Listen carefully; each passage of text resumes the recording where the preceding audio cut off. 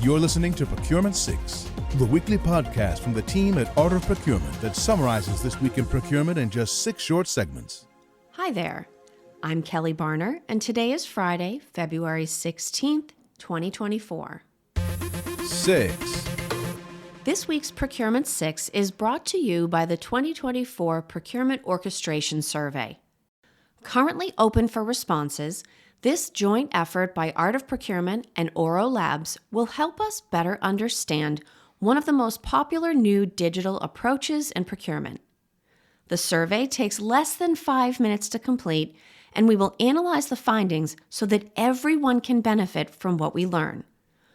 Go to artofprocurement.com/survey to participate. 5. In this week's Art of Procurement podcast episode, Philip Eidson spoke with Gordon Donovan, Vice President Research, Procurement and External Research at SAP.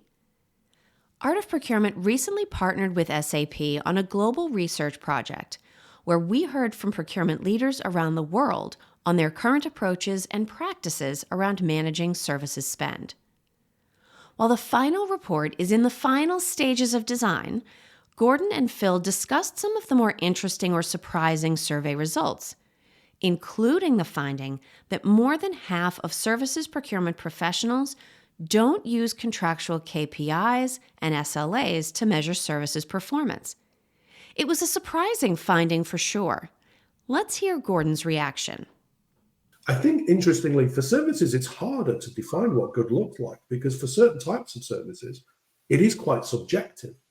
Yeah, I mean, whereas goods, they either work or they don't work. They're either delivered on time in full or they're not delivered on time in full. But services is somewhat different. So you've got to think about from how are we measuring the inputs from services or are we measuring the outcome? Yeah. I mean, I remember I let a cleaning contract for Transport for London a long time ago. So it was about 20 odd years ago. And we were having these discussions there going, you know, and even when I worked for an insurance company in the 1990s, a lot of it was around how are we going to measure what good looks like in the cleaning contract? How are we going to measure what good looks like in the M&E contract? And it was a mixture of inputs and outputs. It was a mixture on the engineering contract. Did they replace the light bulbs on it every 6 months? Yeah. Because back in the 1990s, light bulbs only lasted about 6 months, not 5 years like they last now, right? So you can kind of measure some of the inputs in that, but it's still ultimately, have people got enough light to work? That is slightly more subjective. But having those, whether it's an NPS score or something along those lines, formally baked in, that I was surprised that it wasn't more. I was surprised that KPIs and SLA wasn't a lot of it. Gordon makes an excellent point here. It's difficult to incentivize supplier performance if you're not really sure what you're measuring for or what good even looks like. To listen to the full episode, go to artofprocurement.com/podcast or search for Art of Procurement and subscribe wherever you listen to podcasts. You can also click the link in today's show notes. 4. In this week's Art of Supply, I covered an almost unbelievable story that is playing out in the news and in the courts in the United Kingdom. Here is the super high-level version. The UK Post Office uses a Fujitsu software called Horizon for inventory and accounting.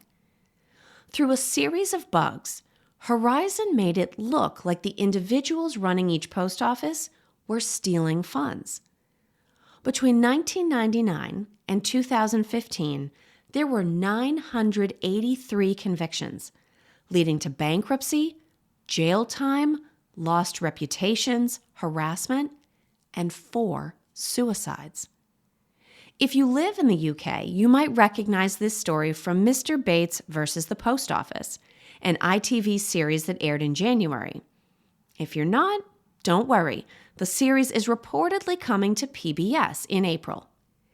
In the meantime, listen to or read this week's Art of Supply to find out how this particular software agreement went so bad for so many people.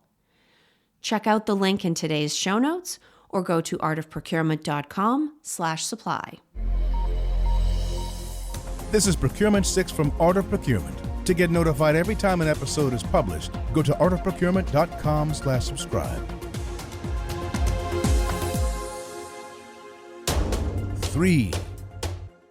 In other content news, Kilvar recently released their 2024 Voices of Sourcing report. In it, they shared data and commentary on supply chain disruptions, sustainability initiatives, automation, and analytics. Download your free copy of the report using the link in today's show notes. 2. This week, Ivalua launched the Love Procurement podcast, just in time for Valentine's Day. And we're proud to share that it is produced by Art of Procurement. In this very first episode, I spoke with Vishal Patel, Ivalua's VP of Product Marketing, to find out what listeners can expect from the new show. We talk about why the professional bonds and the procurement community are so strong. We review some of the topics and speakers listeners can expect to hear in upcoming episodes.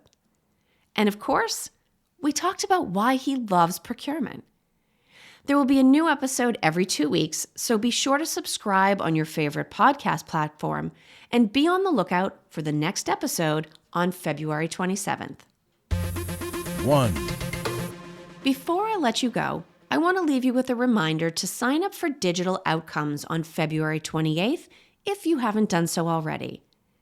As one of 4 virtual conferences Art of Procurement hosts during the year, this is your opportunity to hear 3.5 hours of live discussion about all things digital, artificial intelligence, the metaverse, safeguarding business data, and the countdown to 2030. Click the link in today's show notes to register, or go to artofprocurement.com/calendar to find a list of all upcoming events. Thanks for listening. We'll be back next Friday at 6 a.m. U.S. Eastern Time. If you've enjoyed this pod, help us grow and tell your peers to search for Procurement 6 wherever they get their podcasts.